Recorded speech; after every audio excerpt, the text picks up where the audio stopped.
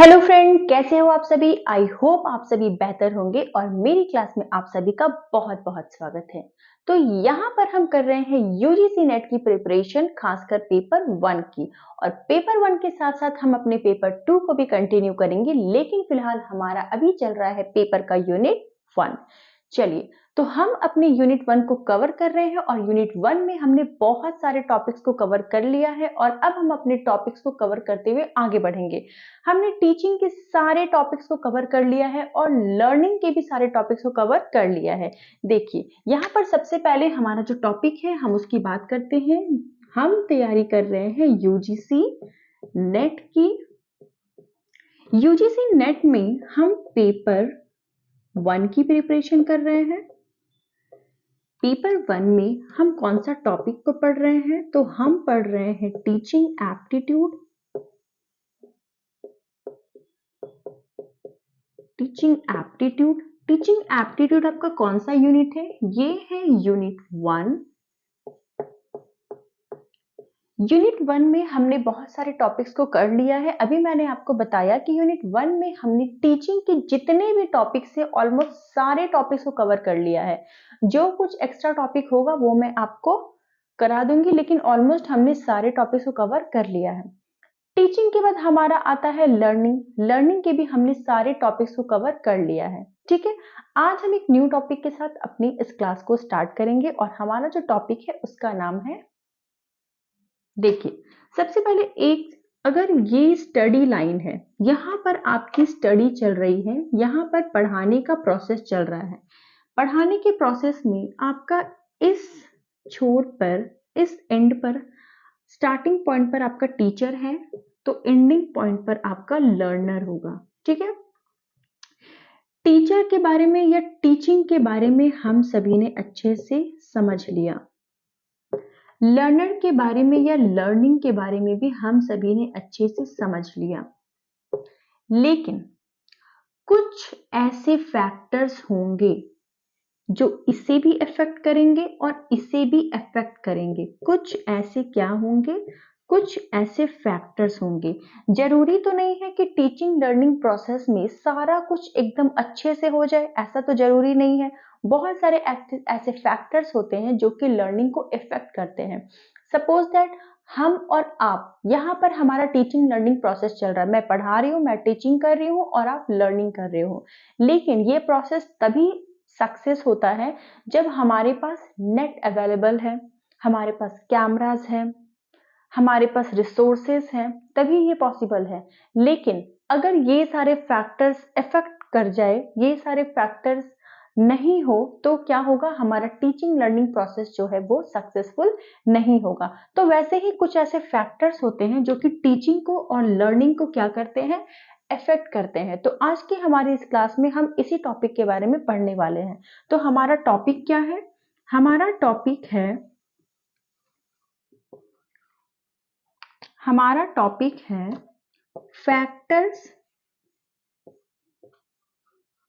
Affect factors affected learning, या आप बोल सकते हो टीचिंग। ठीक है, तो ये है हमारा आज का टॉपिक। बहुत सारे ऐसे फैक्टर्स हैं जो टीचिंग को इफेक्ट करते हैं, और अगर टीचिंग इफेक्ट होगा तो लर्निंग भी इफेक्ट होगा। ठीक है, क्यों? क्योंकि दोनों एक दूसरे से क्या है? जुड़े हुए हैं। ठीक है, अगर टीचिंग इफेक्ट होगा, टीचर का वे इफेक्ट होगा, तो लर्निंग का भी वे इफेक्ट होगा। चलिए, तो हम अपने आज के इस टॉपिक को कंटिन्यू करते हैं, इसे हम रफ करते हैं। आप एक बार चाहे तो इसका स्क्रीनशॉट ले सकते हैं। चलिए,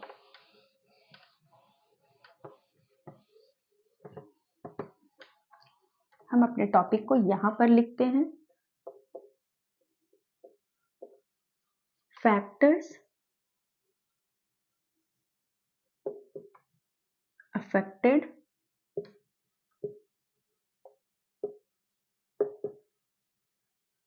लर्निंग। ठीक है, कौन कौन से फैक्टर्स है जो कि लर्निंग को या फिर टीचिंग को इफेक्ट करते हैं। तो सबसे पहले पॉइंट की अगर हम बात करें, ऐसे 4 पॉइंट है, वैसे तो काफी सारे पॉइंट्स है, काफी सारे फैक्टर्स है जो कि लर्निंग को और टीचिंग को अफेक्ट करते हैं, लेकिन यहाँ पर हम मेनली 4 टाइप्स के फैक्टर्स के बारे में ही बात करेंगे। यहाँ पर हम कितने फैक्टर्स की बात करेंगे? यहाँ पर हम बात करेंगे mainly 4 factors,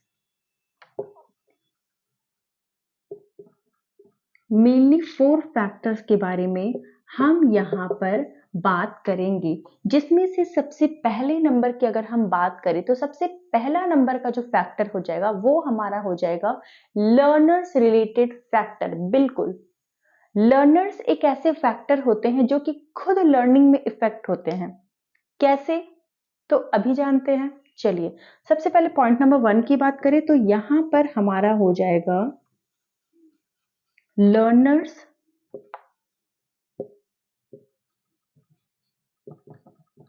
related factors. Learner related factors में क्या होगा? कोई भी लर्नर जब लर्न करता है या टीचर जब टीच करता है, किसी लर्नर को वो टीच कर रहा है, तो लर्नर क्या कर रहा है? वो लर्न कर रहा है, लेकिन वो लर्न तो कर रहा है, पर वो लर्न तभी सक्सेसफुल होगा जब वो पूरी तरीके से फिट होगा। बहुत सारे ऐसे फैक्टर्स होते हैं लर्नर से रिलेटेड, जो अगर लर्नर में नहीं हो तो फिर लर्निंग क्या होगा? इफेक्ट होगा। कौन कौन से ऐसे फैक्टर्स हैं जो लर्निंग को इफेक्ट कर सकते हैं? चलिए इसे हम पॉइंट से समझते हैं। अगर पॉइंट नंबर हम 1 की बात करें तो पॉइंट नंबर 1 में हम देखते हैं लर्नर का physical and mental health. Mental health, किसी भी लर्नर का अगर फिजिकल हेल्थ या मेंटल हेल्थ सही नहीं होगा तो क्या वो लर्न कर पाएगा? कुछ सीख पाएगा? बिल्कुल नहीं। अगर उसकी दिमागी हालत या शारीरिक हालत अच्छी नहीं है, अगर वो किसी परेशानी से जूझ रहा है, तो अगर वो चाहेगा तो भी वो प्रॉपर लर्निंग नहीं कर पाएगा। तो किसी भी लर्नर का फिजिकल और मेंटल हेल्थ जो होता है वो उसके लर्निंग पे या टीचिंग पे बहुत ज्यादा इफेक्ट डालता है। कैसे?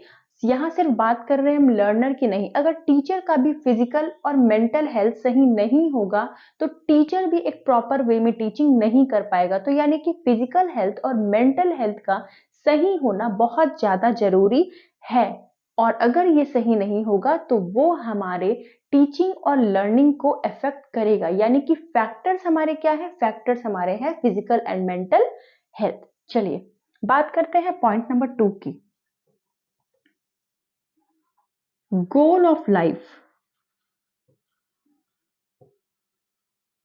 गोल ऑफ लाइफ, अगर किसी भी लर्नर्स के लाइफ में कोई गोल नहीं हो, जैसे आपके लाइफ का गोल क्या है? यूजीसी नेट को क्रैक करना है, ठीक है? तो आप अपने गोल में लग गए हो, आप हमेशा हर रोज पर डे जैसे ही मेरी वीडियो आती है आप उसको कंटिन्यू देखते हो और आप अपने गोल की तरफ लग गए हो, उसे अचीव करना चाहते हो। सेम वैसे ही अगर किसी भी लर्नर के लाइफ का कोई गोल नहीं होता है, दैट मीन्स वो अपने किसी भी एम को अचीव ही नहीं करना चाहता है, और जब वो अपने एम को अचीव नहीं करना चाहेगा दैट मीन्स वो उसके लर्निंग को क्या करेगा? इफेक्ट करेगा। क्या करेगा? इफेक्ट करेगा। इसलिए किसी भी लर्नर के लाइफ में गोल होना बहुत ज्यादा जरूरी है। तो ये भी एक बहुत ही मेजर फैक्टर है जो कि हमारे टीचिंग और लर्निंग को इफेक्ट करता है। चलिए बात करते हैं पॉइंट नंबर 3 की। पॉइंट नंबर 3 की अगर हम बात करें तो हम देखेंगे aspiration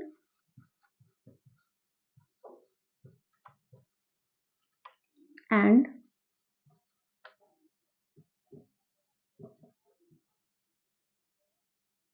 achievement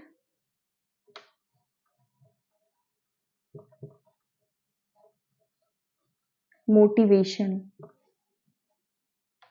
aspiration and achievement motivation, एक लर्नर्स के अंदर एस्पिरेशन होना चाहिए, किसी भी काम को करने की चाहत होनी चाहिए, एक मोटिवेशन होना चाहिए कि मैं किसी भी चीज को अचीव कर लूं। अगर लर्नर्स के अंदर ये चीज की कमी होगी, दैट मीन्स लर्नर्स जो है वो उसके लर्निंग को इफेक्ट जरूर करेगा। यानी कि लर्नर्स के अंदर एस्पिरेशन एंड अचीवमेंट मोटिवेशन होना चाहिए, तभी वो क्या करेगा, अपने लाइफ में सक्सेस होगा। अदरवाइज ये ऐसे फैक्टर्स हैं जो कि उसके लर्निंग को क्या करेंगे, इफेक्ट करेंगे। चलिए पॉइंट नंबर 4 की बात करें, तो पॉइंट नंबर 4 में हम देखेंगे बेसिक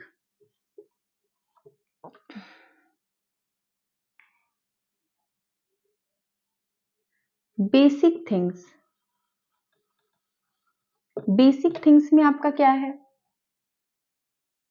बेसिक थिंग्स में एक लर्नर्स के अंदर बेसिक थिंग्स की जगह हम इसको बोल सकते हैं बेसिक पोटेंशियल। बेसिक पोटेंशियल, तो बेसिक पोटेंशियल में क्या है, एक लर्नर्स के अंदर बेसिक पोटेंशियल होनी चाहिए।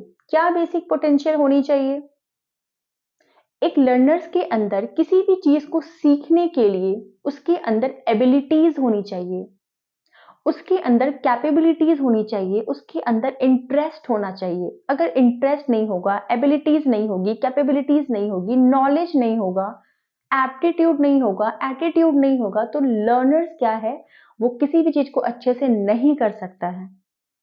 इसलिए उसके अंदर बेसिक पोटेंशियल होनी चाहिए। किस किस चीजों का, तो मैं यहां पर लिख दूं या फिर चलिए मैं आपको बता ही देती हूँ, ऑरली आप नोट कर सकते हो। Attitude, aptitude, interest,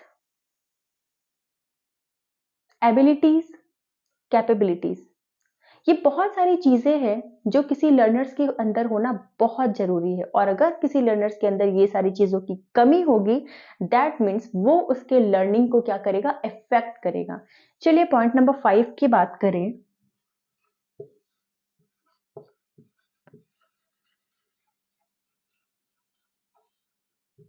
knowledge of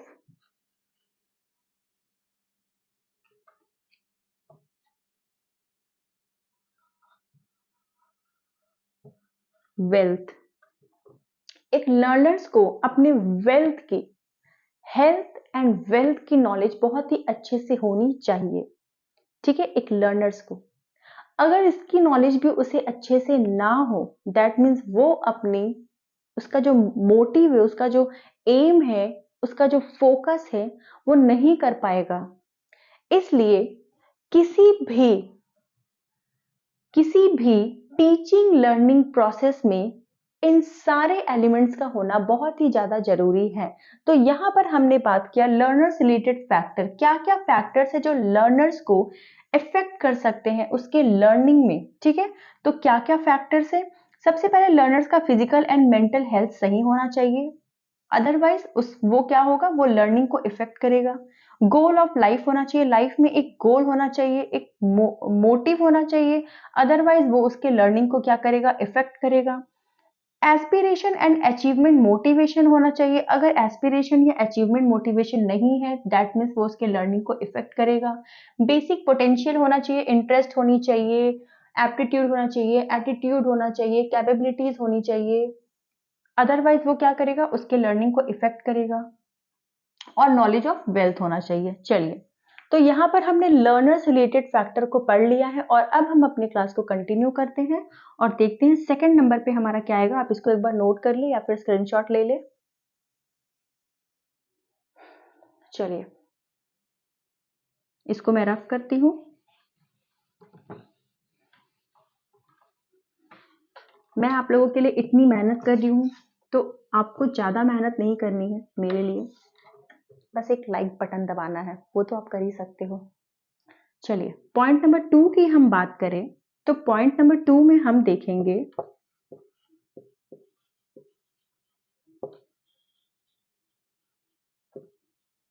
teacher related factor.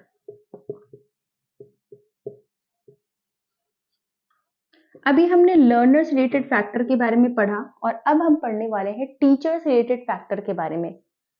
Teacher में ऐसे क्या क्या फैक्टर्स होते हैं जो कि टीचिंग को या लर्निंग को इफेक्ट करते हैं? तो सबसे पहला, टीचर को सबसे पहला जो उसका फैक्टर है, उसको सब्जेक्ट पे मास्टरी होनी चाहिए। अपने सब्जेक्ट पे टीचर जो सब्जेक्ट पढ़ा रहा है उस सब्जेक्ट पे उसे मास्टरी होनी चाहिए। अगर मास्टरी नहीं है, दैट मीन्स वो एक अच्छा टीचर नहीं है। ठीक है, तो पॉइंट नंबर 1 की अगर हम बात करें तो मास्टरी ऑन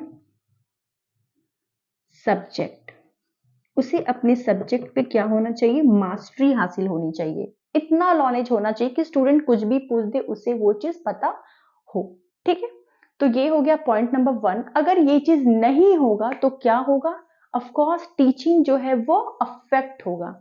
चलिए, अब पॉइंट नंबर 2 की हम बात करें, एक टीचर के अंदर आर्ट एंड स्किल होनी चाहिए।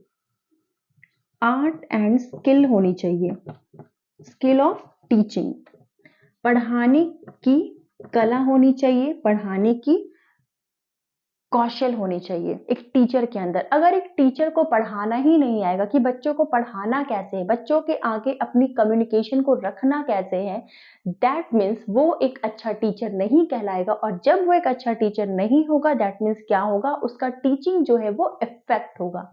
ठीक है, पॉइंट नंबर 2 भी आपको समझ आ गया होगा। बढ़ते हैं पॉइंट नंबर 3 की तरफ। पॉइंट नंबर 3 में एक टीचर को क्या करना चाहिए,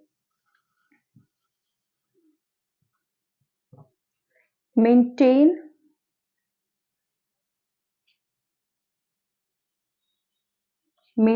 डिसिप्लिन।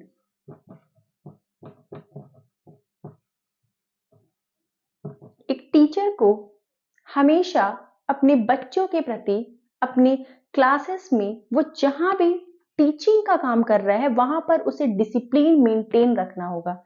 ठीक है, अगर वो डिसिप्लिन मेंटेन नहीं रखेगा तो क्या होगा, क्लास में शोर होगा, बच्चे इधर उधर डिस्ट्रैक्ट करेंगे और फिर टीचिंग जो है वो इफेक्ट होगी। ठीक है, तो डिसिप्लिन को भी क्या करना है, मेंटेन रखना है। चलिए पॉइंट नंबर 4 की तरफ बढ़ते हैं।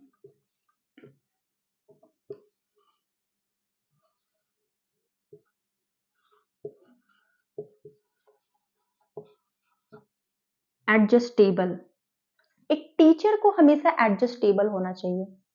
वो किसी भी, अब ऐसा नहीं कि उसे एकदम एयर कंडीशनर रूम मिल रहा है, उसे एकदम बहुत ही अच्छा सा फाइन क्लासेस मिल रहा है, बहुत ही अच्छी अच्छी कॉस्टली कॉस्टली रिसोर्सेस मिल रहे हैं तभी वो टीचिंग कर पाए, ऐसा नहीं है। एक टीचर वैसा होना चाहिए जो किसी भी सिचुएशन में किसी भी चीज में एडजस्ट कर जाए।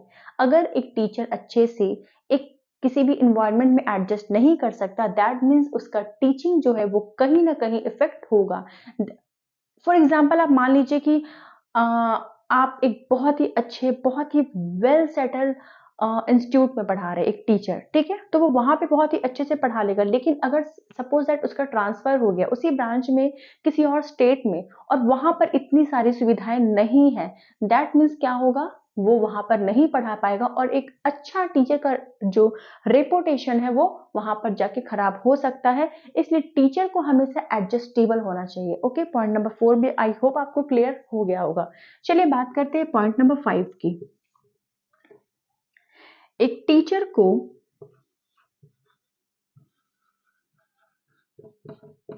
इंटरेक्शन विथ स्टूडेंट्स, एक टीचर को अपने स्टूडेंट से इंटरेक्शन करना चाहिए।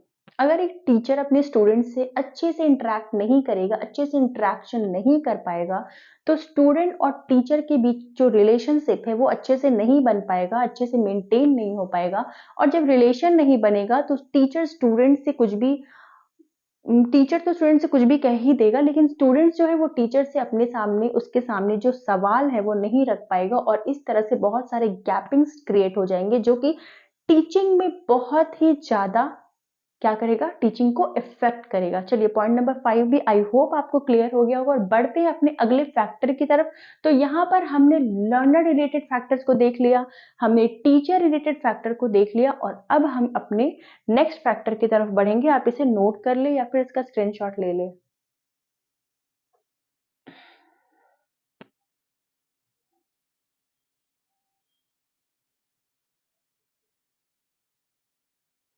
चलिए, तो अब हम बढ़ते हैं अपने आगे।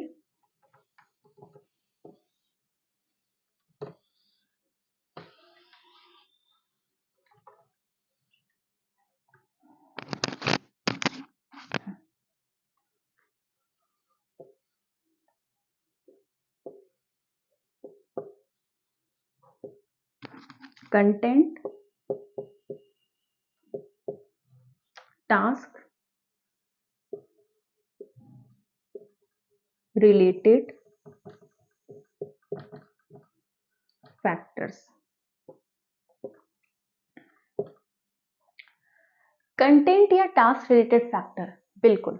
कंटेंट यानी कि आप बोल सकते हैं रिसोर्सेस, ठीक है। रिसोर्सेस या टास्क रिलेटेड फैक्टर्स, हमने लर्नर्स के बारे में देख लिया, हमने टीचर्स के बारे में भी देख लिया। अब हम कंटेंट के बारे में देखेंगे जो कि टीचिंग में एक मेजर रोल प्ले करता है। मैंने आपको बताया था कि टीचिंग एक ट्राइपोलर प्रोसेस है, जिसमें हमारा टीचर और स्टूडेंट्स तो आएगा ही, साथ ही कंटेंट आएगा, सब्जेक्ट आएगा, टास्क आएगा, एनवायरनमेंट आएगा, ये सारी चीजें हमारा आता है, जिसे मिला करके वो क्या बनता है, एक ट्राइपोलर प्रोसेस बनता है। चलिए, तो बात करते हैं कंटेंट की। ऐसे क्या क्या कंटेंट्स होनी चाहिए जिसके एब्सेंस में, अगर वो नहीं होती है तो वो किस तरह से लर्निंग को या टीचिंग को अफेक्ट करेगा। चलिए बात करते हैं पॉइंट नंबर 1 की। पॉइंट नंबर 1 में हम देखेंगे nature of content. Nature of content, nature of content की अगर आप बात करें तो कंटेंट का नेचर कैसा होना चाहिए। कंटेंट का नेचर फॉर्मल होगा या इनफॉर्मल होगा, इंसिडेंट होगा या ऑर्गेनाइज्ड होगा, डायरेक्ट होगा या इनडायरेक्ट होगा। ये सारी चीजें जो है वो कंटेंट के नेचर पे डिपेंड करती है। जैसा नेचर होगा वैसा ही उसका कंटेंट होगा। और अगर कंटेंट का नेचर एक प्रॉपर वे में नहीं होगा, एक ऑर्गेनाइज्ड वे में नहीं होगा, दैट मीन्स वो कंटेंट जो है वो वेस्ट हो जाएगा। और अगर कंटेंट वेस्ट हो गया, दैट मीन्स वो टीचिंग को और लर्निंग को क्या करेगा, इफेक्ट करेगा। ठीक है, तो आप कंटेंट को समझ गए कि नेचर ऑफ कंटेंट कैसा होना चाहिए, एप्रोप्रिएट होना चाहिए टीचिंग लर्निंग प्रोसेस के लिए। अगर वो एप्रोप्रिएट नहीं है, दैट मीन्स वो टीचिंग लर्निंग प्रोसेस को क्या करेगा, इफेक्ट करेगा। पॉइंट नंबर 2 की हम बात करें, सिलेक्शन ऑफ कंटेंट। कंटेंट की सिलेक्शन पर भी हमें बहुत ही ज्यादा ध्यान रखना होगा। कंटेंट का सिलेक्शन हम किस तरह से करें। कंटेंट का सिलेक्शन करने से पहले हमें हमेशा अपने स्टूडेंट्स को ध्यान में रखना होगा। कंटेंट का सिलेक्शन हम चाइल्ड सेंटर्ड की तरह करेंगे, ठीक है। मतलब ऐसा नहीं कि आप क्लास में आ गए कुछ भी पढ़ा दिए, ऐसा नहीं। कंटेंट का एक प्रॉपर वे में सिलेक्शन होना चाहिए कि किस तरह से, किस वे में, कैसे स्टूडेंट्स को पढ़ाना है। उसी का एक सीरियल वाइज जो है, एक सीक्वेंस वाइज जो है उसका सिलेक्शन करना होगा। एक प्लानिंग के साथ उसका सिलेक्शन करना होगा। कुछ भी आज पढ़ा दिए, कुछ भी कल पढ़ा दिए, वैसे नहीं, एक सिस्टम के अकॉर्डिंग। ओके, तो आपको सिलेक्शन जो है वो एकदम सिस्टमैटिक वे में करना होगा। अगर आप उसका सिस्टमैटिक वे में सिलेक्शन नहीं करते हो, दैट मीन्स क्या होगा, दैट मीन्स टीचिंग लर्निंग जो है वो बहुत ही ज्यादा अफेक्टेड होगा। चलिए बात करते हैं पॉइंट नंबर 3 की। पॉइंट नंबर 3 की अगर हम बात करें तो कंटेंट जो है वो ऑर्गेनाइज्ड होनी चाहिए। Organised content. ऑर्गेनाइज्ड कंटेंट से हम क्या समझते हैं। ऑर्गेनाइज्ड कंटेंट में जैसे कि एक टीचर क्लास में आया, उसको पहले से पता है कि स्टूडेंट्स को क्या पढ़ाना है। आज उसने जो भी पढ़ाया, वो जब कल क्लास में आएगा तो कल उसी प्रीवियस क्लास से आज की क्लास को रिलेट करके पढ़ाएगा। ऐसा नहीं कि कल उसने कुछ भी पढ़ा दिया, आज उसने कुछ भी पढ़ा दिया, स्टूडेंट्स का ये नॉलेज कुछ और था और ये नॉलेज कुछ और हो गया, ऐसा नहीं। वो रिलेट करेगा। और रिलेट कब कर पाएगा, जब वो किसी भी कंटेंट को ऑर्गेनाइज करेगा। तो ऑर्गेनाइज करना बहुत ही ज्यादा जरूरी है, ठीक है। तो आप समझ गए कि कंटेंट टास्क रिलेटेड फैक्टर क्या क्या है, कंटेंट का नेचर कैसा होगा, वो अफेक्ट करेगा टीचिंग लर्निंग प्रोसेस को। कंटेंट का सिलेक्शन वो भी बहुत ज्यादा मायने रखता है, वो चाइल्ड सेंटर्ड होना चाहिए। कंटेंट का ऑर्गेनाइजेशन कैसा होना चाहिए, एक सीरियल वाइज, सीक्वेंस वाइज होने चाहिए। कुछ भी इधर उधर से नहीं होना चाहिए, सीरियल वाइज होनी चाहिए सब कुछ, ताकि स्टूडेंट्स को अच्छे से समझ आए। अगर ये तीनों का एब्सेंस होगा, ये तीनों का लैक होगा, दैट मीन्स क्या होगा, टीचिंग लर्निंग प्रोसेस जो है वो क्या होगा, इफेक्ट होगा। चलिए इसे आप नोट कर ले। हमारा एक आखिरी टॉपिक बचा है, उसके बाद हमारा ये टॉपिक भी कंप्लीट हो जाएगा। चलिए अब पॉइंट नंबर 4 की हम बात करते हैं।